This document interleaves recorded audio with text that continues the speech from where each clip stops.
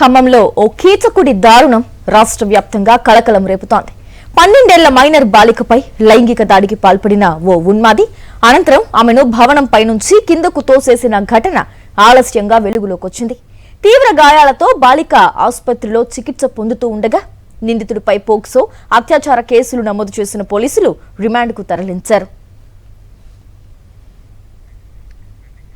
Summer holidays కోసం ఖమ్మంలోని తన తాత ఇంటికి వచ్చిన 12 ఏళ్ల బాలికపై ఈ దారుణం జరిగింది. భవనం పై భాగంలో ఆడుకుంటున్న బాలికపై 50 ఏళ్ల గౌస్ అనే వ్యక్తి లైంగిక దాడికి పాల్పడ్డాడు. అనంతరం తన నేరాన్ని దాచిపెట్టేందుకు బాలికను భవనంపై నుంచి కిందకు తోసేశాడు. బాలిక కళ్ళు తిరిగి పడిపోయింది అంటూ నమ్మించే ప్రయత్నం చేశాడు. ఈ ఘటనలో బాలిక వెన్నుపూస, చేతులు, కాళ్లు, పక్కటెముకలకు తీవ్ర గాయాలయ్యాయి. చికిత్స పొందుతున్న సమయంలో బాధితురాలు జరిగిన విషయాన్ని తన తల్లిదండ్రులకు వివరించింది. బాలిక పేరెంట్స్ ఫిర్యాదు మేరకు నిందితుడు గౌస్ పై పోక్సో అత్యాచార కేసులు నమోదు చేసిన పోలీసులు అతడిని రిమాండ్కు తరలించారు. ఈ ఘటనలో అసలేం జరిగిందో మా ప్రతినిధి మహేందర్ ఖమ్మం నుంచి వివరిస్తారు.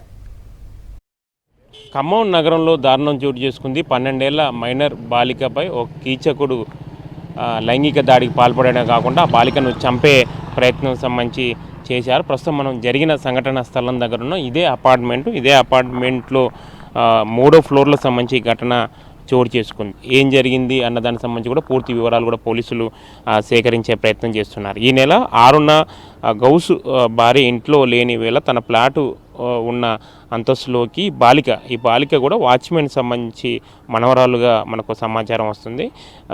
బాలిక రావడాన్ని గమనించిన గౌస్ ఆమెను బలవంతంగా ఇంట్లోకి లాక్కెళ్ళి కూడా లైంగిక దాడికి పాల్పడ్డాడు. అనంతరం ఆ బాధితురాలు ఈ విషయాన్ని బయట పెడుతుందనే ఉద్దేశంతో ఆమెని హతమార్చేందుకు కూడా పై ఫ్లోర్ మనం చూస్తున్న విజువల్స్ 3వ ఫ్లోర్ నుంచి కూడా కిందకి తోసేశారు. అనంతరం ఏమీ తెలియని వాళ్ళ కిందకి వచ్చి బాలిక కళ్ళు తిరిగి పడిపోయి ఉంటుందన్న అందరినీ నమ్మించే ప్రయత్నం చేశాడు. అయితే సాయంత్రం కాస్త కోలుకున్న తర్వాత బాలిక అత్యాయత్నం గురించి కూడా తన మేనమామకు చెప్పగా ఆయన కుటుంబ సభ్యులు కలిసి 2 టౌన్ పోలీస్ స్టేషన్లో గౌస్ పై కూడా కేసు పెట్టారు.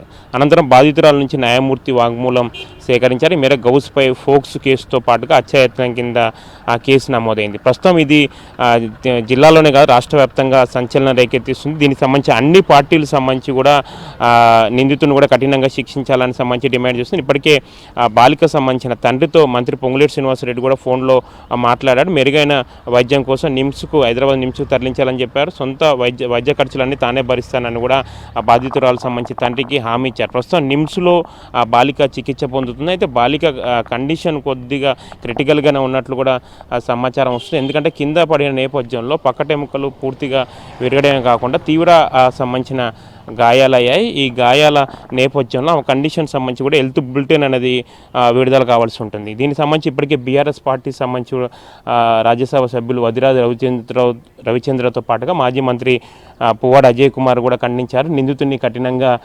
శిక్షించాలన్న ఒక డిమాండ్ సంబంధించి కూడా బీఆర్ఎస్ పార్టీ సంబంధించిన నేతలు చెబుతారు. ఇది బీజేపీ సంబంధించిన నేతలు కూడా ఇప్పటికే వాళ్ళు కూడా ధర్నా సంబంధించి నిర్వహించారు. అంటే వాచ్మెన్ అసోసియేషన్ వాళ్ళు కూడా వచ్చారు. వారిని అడిగి తెలుసుకునే ప్రయత్నం చేద్దాం. చెప్పండి, మీరు వాచ్మెన్ అసోసియేషన్ ఏం జరిగింది అసలు? అయితే ఆ పాప ఒక 10 రోజులు ఉందని వాళ్ళ తాతగారి ఇంటికి వచ్చింది.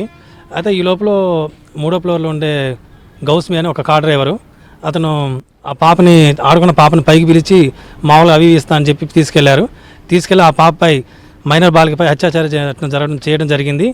అత్యాచార యత్నం చేయడం కాకుండా ఆ పాపని 3వ ఫ్లోర్ నుంచి గొంతు పట్టి ఆ పాప ఎవరికైనా చెప్పిద్దని ఆలోచనతో పాపని గొంతు పట్టి నెట్టడం జరిగింది. అటు సైడు ఆ నెట్టిన క్రమంలో ఆ పాపకి గాయాలయ్యాయి. 2 చేతులు ఇరిగినాయి, ప్లస్ కాళ్ళు కూడా ఇరిగాయి, ఎన్నుమోస కూడా ఇరిగిపోయింది. ఆ పాప పరిస్థితి ప్రస్తుతం సీరియస్ కండిషన్లో ఉంది. ఏమే సార్, ఇలాంటి సమస్యలు మళ్ళీ పునరావృతం కాకుండా ప్రభుత్వం వారు చర్య తీసుకోవాలి. వీటిని ప్రభుత్వం చర్య తీసుకొని ఈ నిందితులు ఇలాంటి క్రూర మృగాల్ని ఖండించాలి, శిక్షించాలి. అపార్ట్మెంట్కు సంబంధించి జరిగిన ఘటనపై మాత్రం తీవ్ర స్థాయిలో విమర్శలు వ్యక్తం అవుతున్నాయి. నిందితుడిని కఠినంగా శిక్షించాలని ఒక డిమాండ్ సంబంధించి వస్తుంది. అన్ని సంఘాలు, మహిళా సంఘాలతో పాటుగా అన్ని పార్టీలకు సంబంధించి ఈ ఇష్యూపై సీరియస్గా ఆందోళనలు, రాస్తారోకలు, ధర్నాలు నిర్వహిస్తున్న నేపథ్యంలో దీన్ని పోలీసులు కూడా చాలా సీరియస్గా తీసుకున్నారు. మొత్తాన్ని మాత్రం 12 ఏళ్ల మైనర్ సంబంధించిన బాలికపై మాత్రం లైంగిక దాడి హత్యాయత్నం సంబంధించి జరిగిన ఈ ఘటన తీవ్ర కలకలం రేపుతుంది. కెమెరా పర్సన్ సతీష్తో మహేందర్, సాక్షి టీవీ, ఖమ్మం. ఖమ్మం నగరంలో మైనర్ బాలికపై జరిగిన లైంగిక దాడి హత్యాయత్న ఘటనపై మహిళలు తీవ్ర ఆగ్రహం వ్యక్తం చేస్తున్నారు. నిందితుడిని కఠినంగా శిక్షించాలని డిమాండ్ చేస్తున్నారు. ప్రస్తుతం బాలిక ప్రాణాపాయ స్థితిలో చికిత్స పొందుతోందని, ఆమె త్వరగా కోలుకోవాలని కోరుకుంటున్నామని తెలిపారు. ఎలాంటి రాజకీయ ఒత్తిళ్లకు తలొగ్గకుండా పోలీసులు ఈ కేసులో కఠిన చర్యలు తీసుకోవాలని డిమాండ్ చేస్తున్నారు.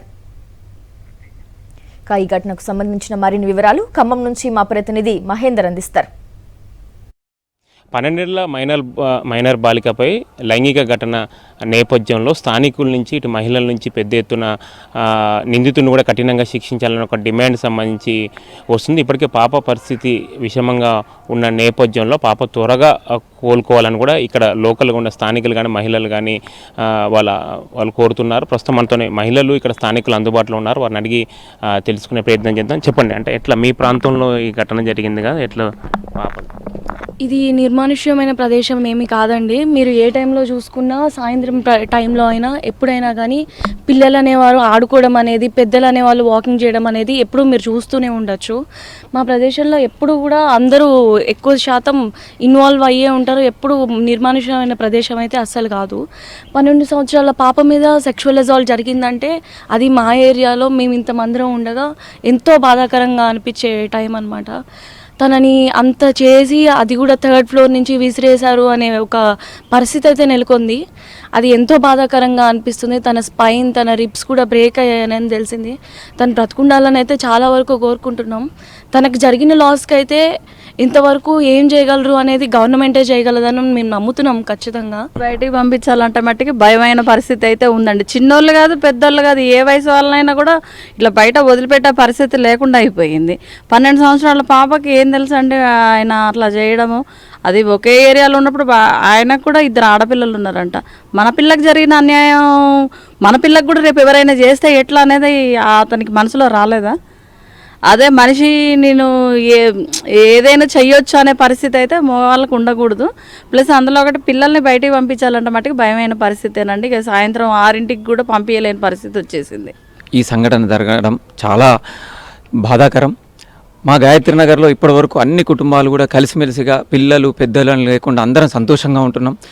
ఈ ఘటన తర్వాత నిజంగా ఒకరినొకరు నమ్మాలంటే కూడా చాలా భయంకరంగా ఉన్నది పరిస్థితి. మాతో పాటే రెగ్యులర్గా వాకింగ్ చేస్తూ ఉన్నాడు.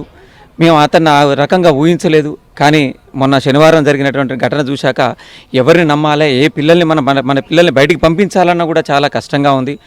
అంతేకాకుండా ఇక్కడ ప్రతి ఒక్కరూ అక్క, చెల్లె, అన్న, తమ్ముడు అనే విధంగా మెలుగుతారు. ముఖ్యంగా మా కాలనీలో ఖమ్మం మొత్తంలో కూడా అట్లాంటి మా కాలనీలోనే ఈ సంఘటన జరిగేసరికి మమ్మల్ని కూడా ఎవరు నమ్ముతారా అనేది వస్తుంది. దయచేసి నేను మా కాలనీ కాదు, ఇక్కడ ఉన్నటువంటి ఖమ్మం ప్రజలందరికీ, రాష్ట్ర వ్యాప్తంగా ప్రజలందరికీ తెలియజేసేది ఏంటంటే, దయచేసి పేరెంట్స్ మీరు మీ పిల్లలకు మంచి ఏది చెడు ఏది అని చెప్పండి. స్కూల్ నుంచి రాగానే డైరెక్ట్గా హోంవర్క్ బట్టిరా, టీవీ బట్టిరా, ఫోన్ బట్టిరా అట్లా కాకుండా కనీసం 10 నిమిషాలు వాళ్ళకి వాళ్ళు ఏం కావాలి, వాళ్ళ నీడ్స్ ఏంటి తెలుసుకోండి. ఓవరాల్గా అయితే స్థానికుల నుంచి అయితే పెద్ద ఎత్తున ఒక ఆవేదన వ్యక్తం చేస్తున్నారు. మా ప్రాంతంలో జరగడం వల్ల మేము పిల్లల్ని కూడా బయటికి పంపించే పరిస్థితి లేదన్నది కూడా వాళ్ళు ఒక ఆవేదన చెప్తున్నారు. ప్రస్తుతం పాప సంబంధించిన కండిషన్ కొంత సీరియస్గా ఉంది. ఆమె కోలుకోవాలని సంబంధించి కోరుతున్నారు. ఎందుకంటే చాలా దారుణంగా లైంగిక దాడి పాల్పడమే కాకుండా చంపాలని చూశారు. బిల్డింగ్ పై నుంచి కూడా కిందికి తోసేశారు. ప్రస్తుతం పాప మొత్తం చాలా వరకు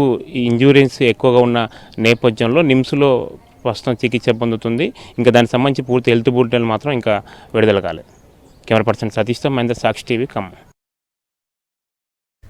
ఘటనా విషయం తెలుసుకున్న జిల్లా మంత్రి పొంగులేటి శ్రీనివాసరెడ్డి బాధితురాలి తండ్రితో ఫోన్లో మాట్లాడారు. బాలికకు మెరుగైన వైద్యం అందించాలని, అవసరమైతే వెంటనే హైదరాబాద్లోని నిమ్స్ ఆసుపత్రికి తరలించాలని సూచించారు. వైద్య ఖర్చులన్నింటినీ తానే భరిస్తానని కుటుంబానికి భరోసా ఇచ్చారు. నిందితుడిని చట్టపరంగా కఠినంగా శిక్షించేలా చర్యలు తీసుకుంటామని మంత్రి తెలిపారు.